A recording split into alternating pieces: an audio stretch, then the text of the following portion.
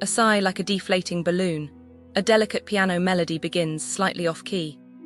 Oh, darling, you wouldn't believe. It's simply devastating when one expects a certain standard, a certain resonance with the aesthetic soul, and it's just absent. Entirely. You see, I've always held a rather acute sensitivity to ambience. It's a family trait, I suppose. My grandmother, bless her heart, she could discern the emotional state of a room merely by the arrangement of the teacups. Honestly, and I inherited that. I curate my life. Everything must align. It's not about materialism, you understand. It's about a harmonious existence. A beautiful shell for a beautiful spirit. Which brings me to the Avalon Hotel and Bungalows, Palm Springs. A pause, a delicate sniff. It began naturally with the photographs. Oh, those deceptive, curated images. They promised a haven, a chic, bohemian escape. A place where one could languidly sip a mimosa, lost in contemplation whilst enveloped by the desert breeze. They showed outdoor spaces, darling, outdoor spaces. Lush, inviting, filled with the promise of sun-drenched afternoons and whispered confessions. Such blatant misrepresentation. You know, it's the audacity that gets me. The assumption that one won't notice the carefully angled shots, the strategically placed props, the airbrushing of reality. It's a form of intellectual disrespect, honestly. Like they think we rate all sheep blindly following the flock. Don't you agree? It started with the finding of the place, you see. We drove and drove and drove. Palm Springs, a landscape of mid-century modern dreams, and suddenly nothing. We passed it twice. Twice. It appeared less a luxurious resort and more a faded roadside motel. A Motel 8 with aspirations. And that, my dears, is the first insidious crack in the facade. You expect a sense of arrival, a grand entrance, a feeling of being welcomed into a realm of curated bliss. Instead, it felt like stumbling upon a forgotten secret. A slightly shameful secret at that. It's the principle of expectation, you see. The psychological contract is broken before you even step foot inside. Imagine building a beautiful sandcastle, only to find the tide has already started to creep in. That sinking feeling, the piano melody becomes slightly more melancholic. We ventured in hopeful, clinging to the phantom promise of the photographs, and immediately the details began to assault the senses. The pool. Oh, the pool. The very heart of a Palm Springs experience, no. The images showed sparkling turquoise water, serene lounging areas, attentive servers gliding by with cocktails. The reality was a scene of utter chaos. It took 45 minutes to procure a drink. 45 minutes. I had time to contemplate the existential dread of being a human being. And then, it happened again the next day. 45 minutes for a simple gin and tonic. I mean, honestly, the logistical ineptitude of it all. What is the point of providing a service if you can't actually provide the service? It's just performative hospitality. They pretend to care, darling, but they don't it's the absence of genuine connection that's so profoundly disheartening. It's like ordering a bouquet of roses and receiving a handful of wilted weeds. And the bathroom, oh, the bathroom. You understand, as a woman of refinement, that a proper vanity is a necessity. A space where one can transform, create, express oneself. This was a tragedy. One single, inadequate sconce above the mirror, and another over the shower. That's it. Imagine attempting to apply makeup under such conditions. It's barbaric, a descent into primitive darkness. I felt as though I were attempting to navigate a coal mine with a flickering candle. And the shower itself, one had to wrestle with the valve, summoning the strength of a seasoned blacksmith. A crescent wrench should not be a bathroom accessory, darling. A crescent wrench. It speaks volumes, doesn't it? It says we don't care enough to fix the basics. It's a profound lack of respect. A fragile laugh quickly stifled. And the filth. Oh, the Okay, here's the let us be frank. If you're planning a getaway near the Avalon Hotel and Bungalows, Palm Springs, you're picturing sunshine, relaxation, maybe a little bit of glamour.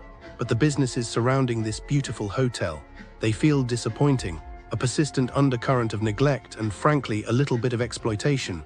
That's the overall impression, and we're going to unpack why. It's as if the area's potential is perpetually just out of reach, being suffocated by a certain lack of care. I've spent a considerable amount of time examining feedback from visitors, and it paints a pretty bleak picture. The businesses nearby aren't outright terrible in most cases. It's more a pervasive sense of half-heartedness. A feeling you get when someone's chosen profit over pride, and it's contagious. They all suffer from this in different ways. Let's start with retail because the story there is tragic. It seems the shopping options, specifically the shops at Palm Desert, are clinging to life. It's a former monument to consumerism, now looking desperately faded. People describe it as a shell of itself, built like something from the 60s but stuck in a perpetual 80s time warp. There's a genuine sadness in the comments about what it used to be: an ice rink, vibrant stores, a community hub. Now, shuttered storefronts, 2 anchor tenants holding on by a thread, and a lot of empty space. And the businesses that are there, they seem to be operating under a different set of rules. There are consistent reports of pushy shoe cleaners, harassing customers, refusing to take no for an answer, essentially applying medieval sales tactics. It's unsettling. One commentator describes it as a place rich owners don't care about anything but money, which is something that once you know is hard to unsee.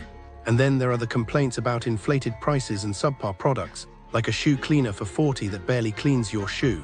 It feels like a place designed to extract money from tourists, a sort of predatory shopping experience. The common thread, a general sense of decay and disregard for customer satisfaction. This isn't just a mall in decline, it's a symbol of something lost. Moving on from retail, there's a touch of exclusivity and coldness emanating from the Palm Springs Yacht Club. It is a beautiful-looking space from the outside, but the experiences people describe are troubling.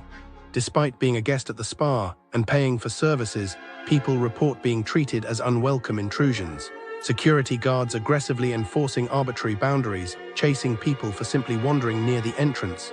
It's strange. A persistent theme is a sense of being othered, of not belonging unless you're a member. Then there are the maintenance issues: chipped paint in the hot tub, corroded metal, lukewarm water. It's baffling, paying a premium price for a faded luxury experience. There's a deep-seated arrogance that permeates the reviews, a subtle suggestion that certain types of guests are simply not valued. It's not just poor hospitality, it's a social statement, a quiet refusal to extend basic courtesy. Now let's talk about Rooster and the Pig. This one stings. It's supposed to be a vibrant Vietnamese restaurant, and yet the reviews are overwhelmingly negative. There's a consistent theme of poor food quality and even poorer service. Overcooked, dry, flavorless dishes seem to be the norm. The pork rolls are horrifically overcooked, the spring rolls lack any discernible taste, and the beverages are, well, a bit shady. Multiple people have described the staff as rude, dismissive, and even actively hostile. In some cases, they felt discriminated against.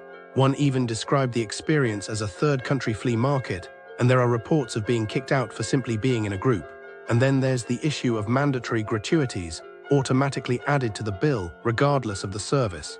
It's fundamentally dishonest.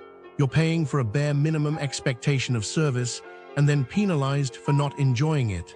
This isn't just a bad restaurant, it's a business built on exploitation and indifference. The underlying emotion here isn't just disappointment, it's cynicism. And then there's Earnest Coffee. On the surface, it's a trendy, Instagrammable coffee shop, but dig a little deeper and you uncover a disturbing pattern of rudeness and, frankly, outright fraud. Numerous customers have reported issues with their bills, being overcharged, and then ignored when they tried to resolve. So I'm looking into crimes near Avalon Hotel and Bungalows, Palm Springs, because I care about tourists like you.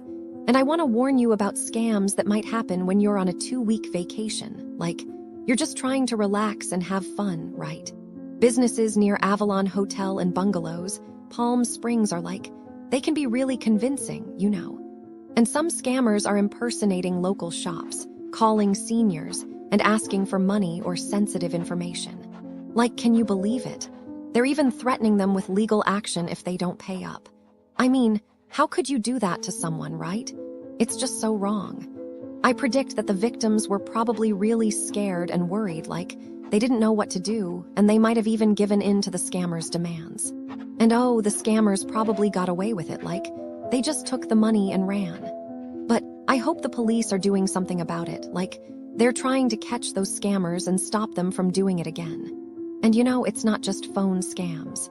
Businesses near Avalon Hotel and Bungalows, Palm Springs are like, they can be really sneaky, They might use misleading pricing or even fail to deliver the goods you paid for. Like you buy something, and then they're just like, oh, sorry, we don't have it.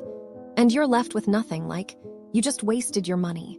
I predict that the tourists were probably really frustrated and angry, like, they didn't know what to do, and they might have even gotten into a fight with the shop owners. And oh, the shop owners probably just shrugged it off, like they didn't care about the tourists' feelings at all. But I hope the tourists reported it to the authorities, like they're trying to get their money back and get justice. So yeah, that's what I found out about crimes near Avalon Hotel and Bungalows, Palm Springs. Just be careful, okay? Like, don't trust everyone, and always double-check the prices and the goods before you buy. And if